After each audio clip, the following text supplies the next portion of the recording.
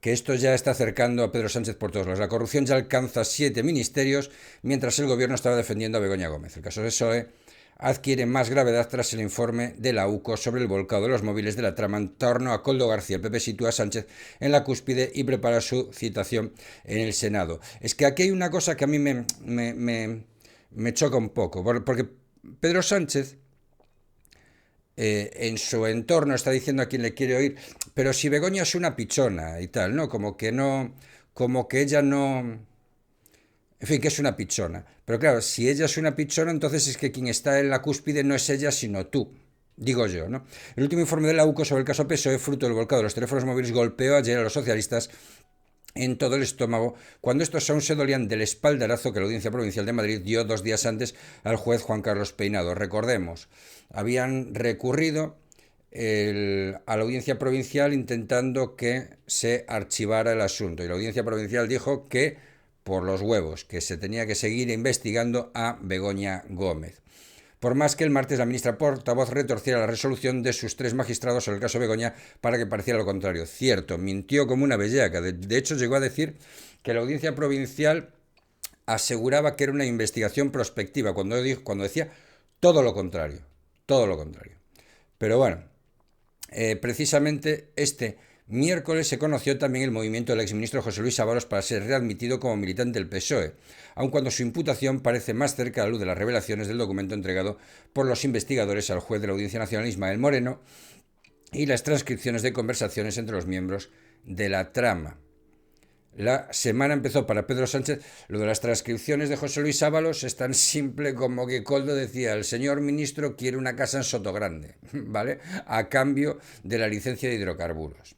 En fin, la semana empezó para Pedro Sánchez con el avance del caso Begoña y continúa con el del caso Koldo o directamente caso PSOE, un doble cerco judicial que cada vez achica más el espacio al gobierno de la regeneración y la tolerancia cero contra la corrupción, que es así como se autodefine. En total, entre ambas investigaciones hay salpicados 7 ministerios y varias empresas públicas, un tercio del gigantesco Consejo de Ministros, y ello sin entrar en las ramificaciones de la trama de las mascarillas en los gobiernos regionales de Baleares y Canarias.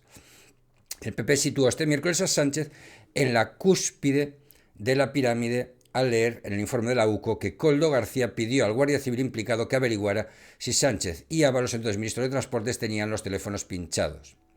El caso llega de lleno al Palacio de la Moncloa, señaló la secretaria general de los Populares, Cuca Gamarra, en una comparecencia convocada de urgencia en el Congreso. Ahora sabemos que Koldo pasó de proteger los avales a proteger al propio presidente del gobierno de posibles investigaciones, añadió.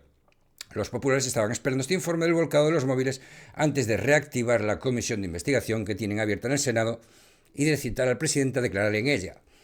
Una comparecencia que llevan postergando desde mayo a la espera del momento apropiado. Fuentes populares señalaron que con estas últimas revelaciones hay suficiente información que no concretan fecha.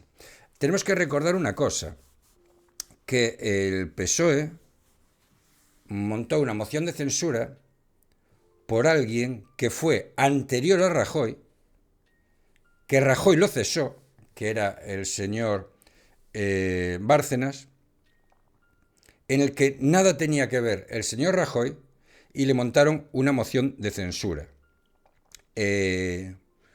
No sé, no sé si no hay motivo para cargarse este gobierno en este caso, ¿no? En el caso, en torno a Koldo García, tiene abierto un cráter en el Ministerio de Transportes y desde este miércoles también en el Interior. En una de las conversaciones, el ex asesor de Ábalos sostiene que quien le alertó de que estaba siendo investigado fue el entonces director de la Guardia Civil, Leonardo Marcos, aunque la UCO matiza que no ha podido contrastar esta información. Grande Marlaska relevó a Marcos el mes pasado sin mediar explicación y con un movimiento extraño que se interpretó como un intento de controlar la información que se estaba filtrando. Volvió a colocar frente a la Guardia Civil a Mercedes González, que ya la había dirigido unos meses antes de dimitir para concurrir a las elecciones generales. En lo que se refiere a transporte, los investigadores sitúan al empresario Víctor de Aldama como el nexo corruptor que conectaba de manera premeditada y con intenciones claramente espurias el ministerio con las estructuras societarias que operan bajo su control y dirección. Vamos, que a ver si resumimos esto. Estos estaban pillando mordidas de todos lados. Pillaron mordidas de las mascarillas, pillaron mordidas de una licencia de hidrocarburos que le concedieron una empresa, pillaron mordidas de todos lados. Y para eso pagaban a Coldo, al ministro, y este además tenía contactos dentro de la Guardia Civil que le miraban, matrículas, historias, no sé qué y tal. El mediador, el conseguidor, Víctor de Aldama. Y eh, y el director general de la Guardia Civil alerta al propio Coldo de, ojo, que te están investigando. Y el tío pregunta si Pedro Sánchez y Ábalos tienen el teléfono pinchado.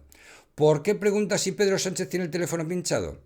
Porque alguna conversación habrá tenido con Pedro Sánchez, imagino, ¿vale? En lo que se refiere a transporte, los investigadores sitúan al empresario Víctor de Aldama como el nexo corruptor que conectaba de manera premeditada y con intenciones claramente espurias al ministerio con las estructuras societarias que operan bajo su control y dirección. Aldama, conseguidor de la trama, lleva detenidos de lunes en otra operación anticorrupción por un supuesto fraude a la hacienda pública en el sector de los hidrocarburos, porque es que aún encima hacen carruseles de IVA y cosas por el estilo.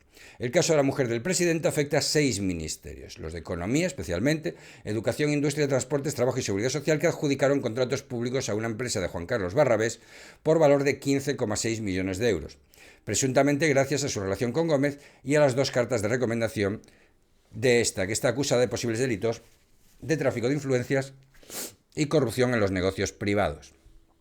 En su resolución del lunes, los 3 magistrados de la Audiencia Provincial de Madrid pusieron de manifiesto la llamativa variación cuantitativa y cualitativa que experimenta la relación de las empresas del Grupo Barrabés con la administración pública en proximidad temporal con la obtención de la cátedra y despegue de los másteres es verdaderamente significativa. Que dicho en cristiano viene a decir, oye, llama mucho la atención que este tío tuviera pocas adjudicaciones del sector público y en el momento en el que hace la cátedra con Begoña Gómez, en el momento en que colabora con ella y en el momento que recibe cartas de recomendación, despegan las adjudicaciones hasta el infinito y más allá. Y eso es significativo. Eso es básicamente lo que está diciendo la Audiencia Provincial. Antes de conocerse el nuevo informe de la UCO, a la salida del Congreso, Sánchez aseguró: el tiempo pondrá las cosas en su sitio. No, ya, que el tiempo va a poner las cosas en su sitio, ya te lo digo yo, pero es que ya las está poniendo.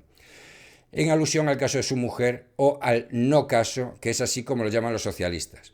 Tras conocerse el informe, Gamarra sentenció: toda la verdad saldrá a la luz.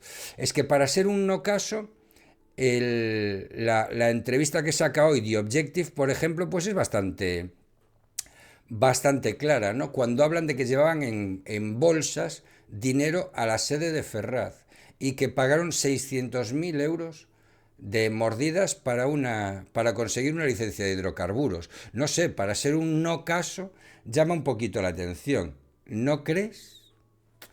En fin, que nos van a dar contenido hasta el siglo XXIV, macho, con esta historia.